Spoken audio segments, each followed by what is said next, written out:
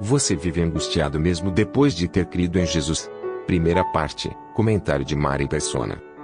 A Bíblia ela é um volume completo e o seu assunto é sempre Cristo.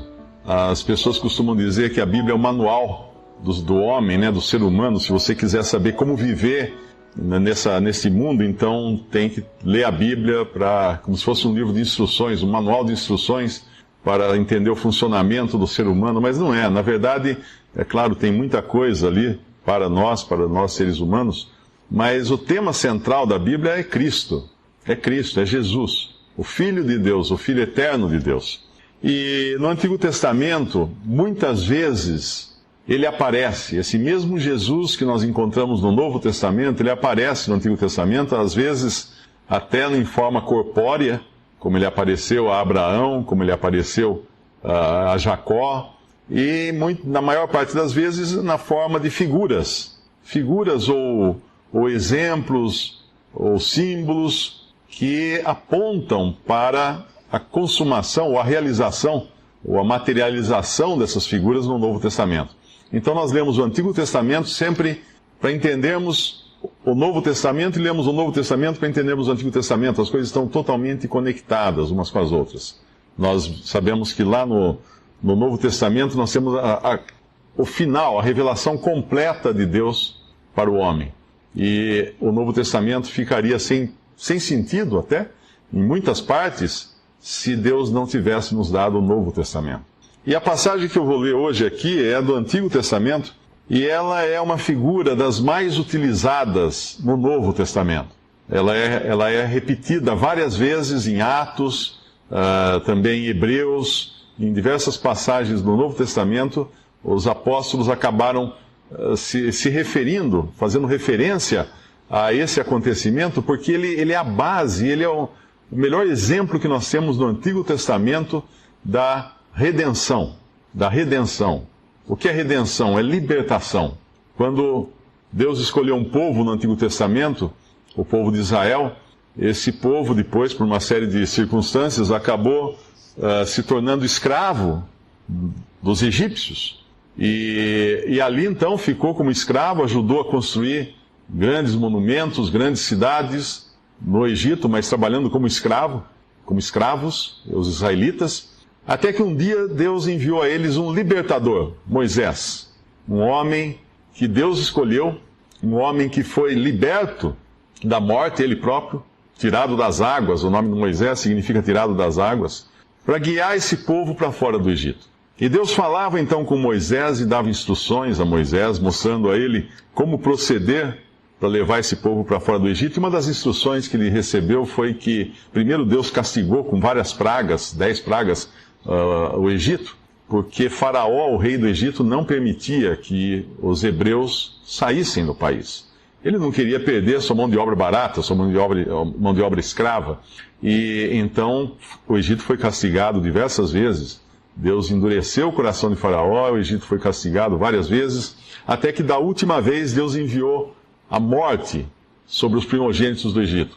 E para salvar o seu povo, porque o anjo de Deus ia passar sobre o Egito, trazendo morte em cada lar, o primogênito de cada família seria morto naquela noite, e para salvar, então, os israelitas, melhor dizendo, o que Deus fez? Deus pediu que cada casa, cada família matasse um cordeiro sem defeito, e pegasse o sangue desse cordeiro, passasse no batente da porta da casa, ficasse dentro da casa naquela noite, porque aquela noite o destruidor passaria sobre o Egito.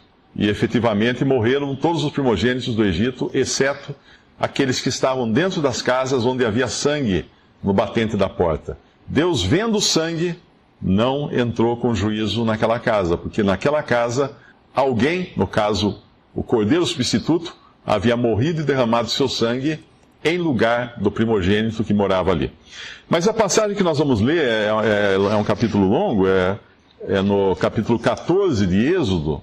Ela fala o que aconteceu, essa passagem fala o que aconteceu depois que eles então saíram, uma grande caravana, com muita gente, milhares de pessoas saíram do Egito em direção a uma terra prometida, a terra de Canaã. E Podemos começar no versículo 1 do capítulo 14. Então falou o Senhor a Moisés, dizendo: Fala aos filhos de Israel que voltem e que acampem diante de Pi-Hairote, entre Migdol e o mar, diante de Baal-Zefon, em frente dele. Assentareis ao campo junto ao mar. Então Faraó dirá dos filhos de Israel: Estão embaraçados na terra, o deserto os encerrou. E eu endurecerei o coração de Faraó, para que os persiga. E serei glorificado em Faraó e em todo o seu exército, e saberão os egípcios que eu sou o Senhor. E eles fizeram assim. Sendo, pois, anunciado ao rei do Egito que o povo fugia, mudou-se o coração de Faraó e dos seus servos contra o povo, e disseram: Por que fizemos isso, havendo deixado ir a Israel, para que nos não sirva? E aprontou o seu carro, e tomou consigo o seu povo, e tomou 600 carros escolhidos, e todos os carros do Egito, e os capitães sobre eles todos, porque o Senhor endureceu o coração de Faraó, rei do Egito, para que perseguisse aos filhos de Israel. Porém os filhos de Israel saíram com alta mão. E os egípcios perseguiram-nos, todos os cavalos e carros de Faraó, e os seus cavaleiros, e o seu exército, e alcançaram-nos acampados junto ao mar, perto de Pi-Hairote, diante de Baal-Zefon. E chegando Faraó, os filhos de Israel levantaram seus olhos, e eis que os egípcios vinham atrás deles, e temeram muito. E então os filhos de Israel clamaram ao Senhor, e disseram a Moisés: Não havia sepulcros no Egito para nos tirares de lá, para que morramos nesse deserto? Por que nos fizeste isto, que nos tens tirado do Egito? Não é esta a palavra que te temos falado no Egito, dizendo: Deixa-nos que sirvamos aos egípcios? Pois que melhor nos fora servir aos egípcios do que morrermos no deserto.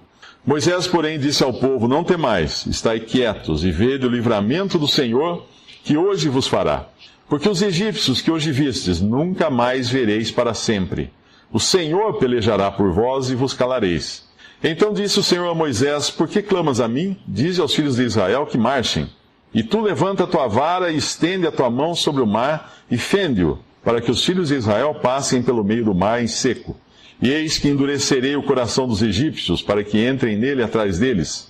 E eu serei glorificado em Faraó e em todo o seu exército, e nos seus carros e nos seus cavaleiros. E os egípcios saberão que eu sou o Senhor, quando for glorificado em Faraó, nos seus carros e nos seus cavaleiros. E o anjo de Deus que ia adiante do exército de Israel se retirou e ia atrás deles. Também a coluna de nuvem se retirou de diante deles e se pôs atrás deles. E ia entre o campo dos egípcios e o campo de Israel. E a nuvem era escuridade para os egípcios, e para estes, para os de Israel, esclarecia a noite. De maneira que em toda a noite não chegou um ao outro.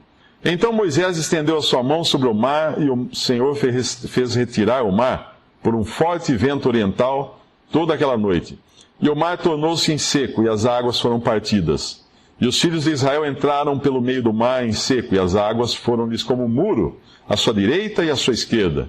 E os egípcios seguiram-nos e entraram atrás deles, todos os cavalos de Faraó, os seus carros e os seus cavaleiros, até o meio do mar.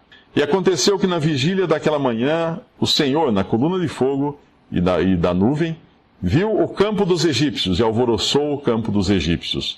E tirou-lhes as rodas dos seus carros e fê-los andar dificultosamente. Então disseram os egípcios: Fujamos da face de Israel, porque o Senhor por eles peleja contra os egípcios. E disse o Senhor a Moisés: Estende a tua mão sobre o mar, para que as águas tornem sobre os egípcios, sobre os seus carros e sobre os seus cavaleiros.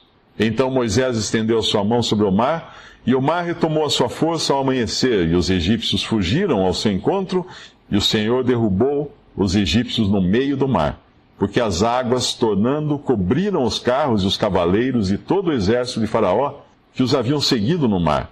Nem ainda um deles ficou. Mas os filhos de Israel foram pelo meio do mar seco, e as águas foram-lhes como um muro, à sua mão direita e à sua esquerda. Assim o Senhor salvou Israel naquele dia da mão dos egípcios. E Israel viu os egípcios mortos na praia do mar.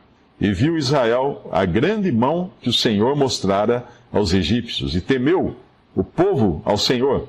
E creram no Senhor e em Moisés, seu servo. Essa passagem é uma figura maravilhosa da libertação do cristão. Ah, sim, mas esses são egípcios. Sim, são egípcios. São israelitas. São israelitas, sim, mas são uma figura do que acontece com um cristão hoje. Se nós perguntássemos, imagina encontrar um israelita, depois que atravessou esse mar, e chegar para ele e falar: israelita, o que aconteceu? Quem é você? O que aconteceu? De onde você vem? Ele ia explicar o seguinte: olha, eu era escravo. Eu estava sendo consumido na escravidão, eu estava pronto para morrer, eu seria morto de tanto trabalho pesado, de tantas dificuldades, eu seria morto, eu não tinha mais esperança alguma. Mas aí Deus enviou um libertador, e através de um cordeiro que morreu no meu lugar, eu pude sair do Egito. Eu fui liberto do Egito. Mas ainda assim, Faraó queria me pegar. E aí eu peguei e atravessei o mar, em pé seco, o mar se abriu, eu atravessei e saí do outro lado, e Deus então venceu, lutou por mim e venceu. Todos os soldados de Faraó, todo o exército de Faraó, eles morreram no mar. Em resumo, eu era escravo, um cordeiro foi morto para que eu vivesse, e o mar se abriu para que eu passasse e fosse liberto. Ora, essa é a história de cada cristão. Cada ser humano que um dia creu em Jesus como seu Salvador, exerceu fé em Jesus como seu Salvador, era escravo do pecado e da morte de Satanás. Estava sujeito ao juízo divino. O juízo de Deus um dia pairou sobre o Egito para destruir os primogênitos. E o juízo de Deus está pairando sobre esse mundo, e haverá um momento quando virá esse juízo sobre os pecadores para consumi-los, para condená-los. Mas o sangue de um cordeiro substituiu aqueles israelitas ali no Egito. E o sangue do cordeiro de Deus foi derramado no lugar do pecador hoje. O pecador que hoje crê em Jesus como seu Salvador. E hoje a promessa é para o cristão que ele está se dirigindo à sua Canaã celestial, à sua terra prometida no céu. Então, basicamente, a figura lá do Antigo Testamento encontra a sua realização no Novo Testamento, da pessoa agora do cristão, beneficiando-se da obra de Cristo na cruz do Calvário, da sua morte e da sua ressurreição ali. Mas quando nós analisamos melhor essa história, nós vamos ver alguns detalhes interessantes. Por exemplo, esses israelitas, eles estavam escravizados no Egito, eles foram salvos pelo cordeiro que foi morto, foram salvos do juízo de Deus, do juízo de morte que pairava sobre o Egito, mas mesmo depois de salvos, eles precisaram ser libertos, tirados do Egito, arrancados do Egito, tirados de lá. E Deus fez isso com mão forte, de uma maneira maravilhosa, de uma maneira miraculosa. Um dia, eu e cada um que hoje crê no Senhor Jesus estava preso nas garras do diabo. Faraó é uma figura de Satanás, o Egito é uma figura do mundo, na Bíblia. E através da morte de Cristo, do seu sangue derramado, desse substituto que morreu, Deus me poupou do juízo. E Deus poupou a cada um que crê em Jesus como seu Salvador desse juízo. Mas havia ainda uma libertação a ser feita aqui na história dos egípcios, que era atravessar esse mar. E nós vemos que Deus permitiu que eles ficassem numa situação bastante difícil. Porque eles tinham passado, já eles saíram do Egito, foram caminhando em direção ao mar, haviam passado num determinado lugar, e Deus fala aos filhos de Israel que voltem, e se acampem diante de Pi-Hahirote, que é uma montanha, entre Migdol e o mar, diante de Baal-Zephon, que é outra montanha, em frente dele assentareis ao campo junto ao mar. Então eles ficaram num beco, sem saída, 2 montanhas, uma de cada lado, o mar na frente, e quando eles olharam para trás, o que vinha vindo atrás? O exército dos egípcios. Havia uma nuvem, uma coluna de fogo e uma nuvem separando eles, mas de qualquer maneira, eles sabiam que estavam sendo perseguidos pelos egípcios. Os israelitas ali então se desesperaram. Não havia saída para eles, o mar na frente, montanha de um lado, montanha do outro. Vamos subir a montanha, mas não tem criança, tem bebês de colo, tinha a carga, as carroças, os animais e tudo mais.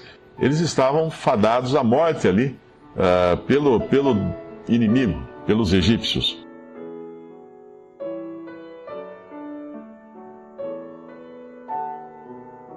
Visite Respondi.com.br. Visite também 3minutos.net.